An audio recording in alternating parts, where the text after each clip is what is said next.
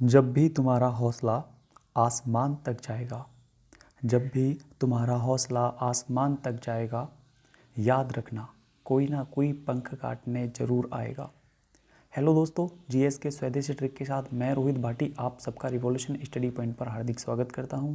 GS के स्वदेशी trick में आज हम पढ़ने वाले हैं वर्ल्ड ज्योग्राफी का पार्ट 4 एमसीक्यू सीरीज चल रही है। ठीक है, पीडीएफ आपको लिंक है डिस्क्रिप्शन में, वहाँ से मिल जाएगी। सारे के सारे इंपॉर्टेंट क्वेश्चन हैं जो प्रीवियस ईयर में पूछे गए हैं या अपकमिंग एग्जाम में आने की पॉसिबिलिटी बनती है।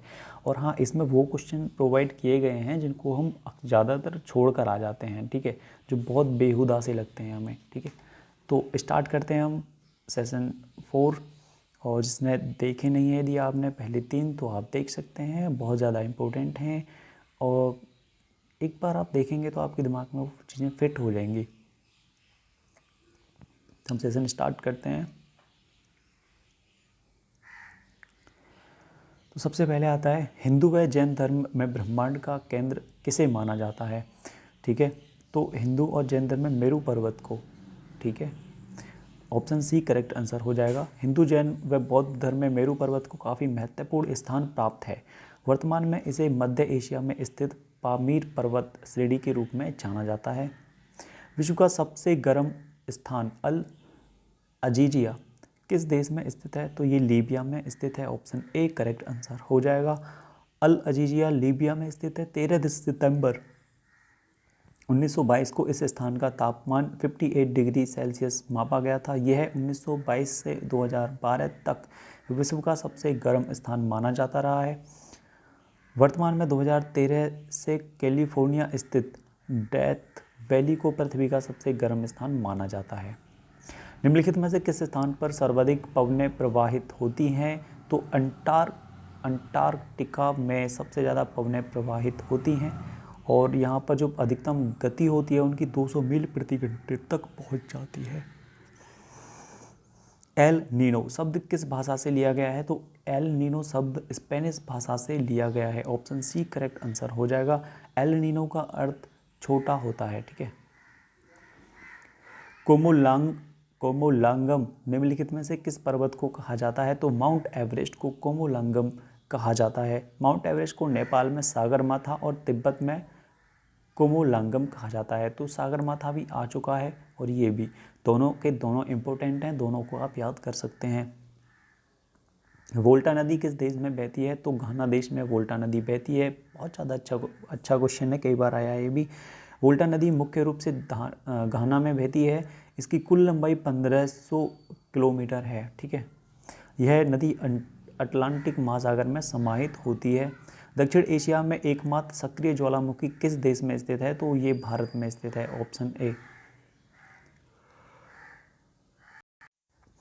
निम्नलिखित में दक्षिण एशिया में किस देश का जनसंख्या घनत्व सर्वाधिक है, तो बांग्लादेश का जनसंख्या घनत्व सर्वाधिक है, सबसे ज़्यादा है। निम्नलिखित में से विश्व का सबसे बड़ा चाय निर्यातक देश कौन सा है, तो भारत विश्व का सबसे बड़ा चाय निर्यातक देश है।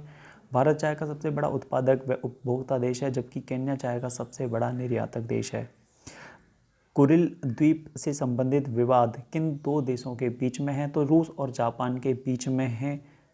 ठीक है, कुरिल द्वीप का विवाद ये ऑन पायोंग द्वीप निम्नलिखित में से किन 2 देशों के बीच विवादित क्षेत्र है, तो ये उत्तरी कोरिया और दक्षिण कोरिया के बीच विवादित क्षेत्र है। ये ऑन पायोंग द्वीप का क्षेत्रफल लगभग 7.29 वर्ग किलोमीटर है। इसकी समुद्री सीमा को लेकर उत्तरी कोरिया व दक्षिण कोरिया में विवाद है। केतीमोर निम्नलिखित में से किस फसल की संकर वैरायटी है, तो केतीमोर यदि बात की जाए तो कॉफ़ी की संकर वैरायटी है। ठीक है, तिमोर कॉफ़ी की कातूरा कॉफ़ी की संकर प्रजाति है।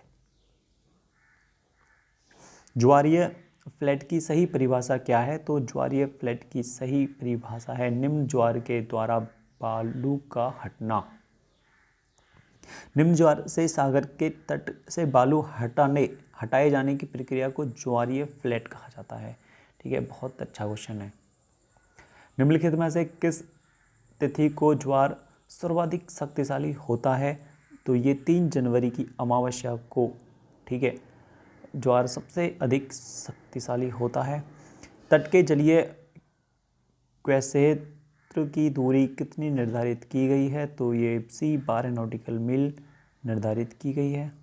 निम्नलिखित में से कौन सा द्वीप ब्रुनेई, इंडोनेशिया और मलेशिया में बटा हुआ है? तो ये सेवेरू द्वीप है। डी ऑप्शन करेक्ट आंसर हो जाएगा।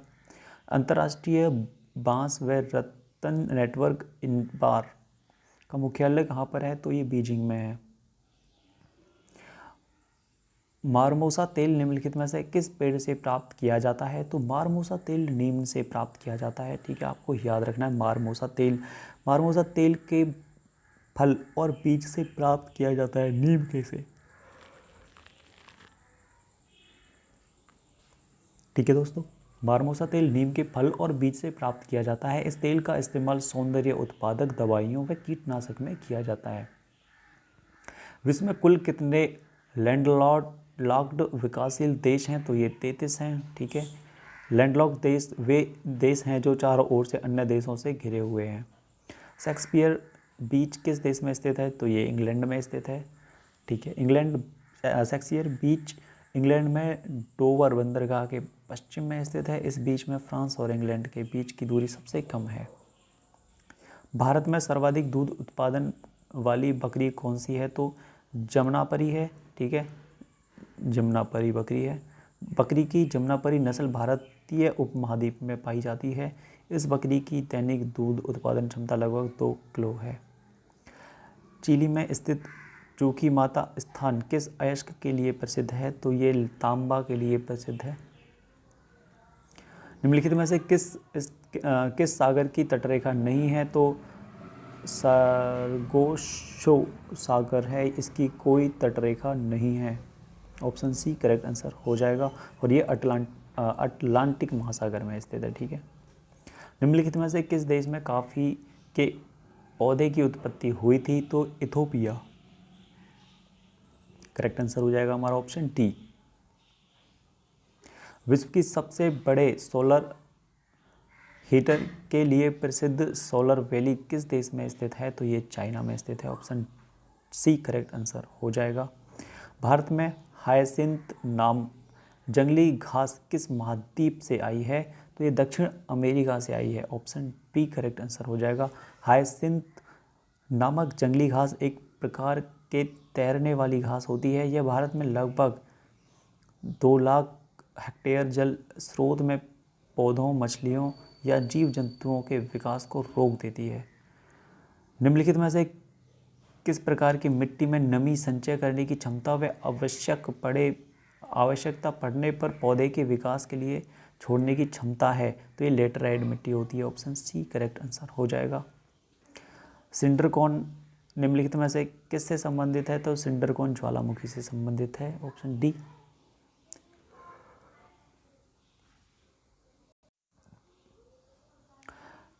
आगे बढ़ते हैं। निम्नलिखित में से किस समयकाल के दौरान महाद्वीप विस्थापन की प्रक्रिया लगभग रुक गई थी? तो ये क्वाटरनरी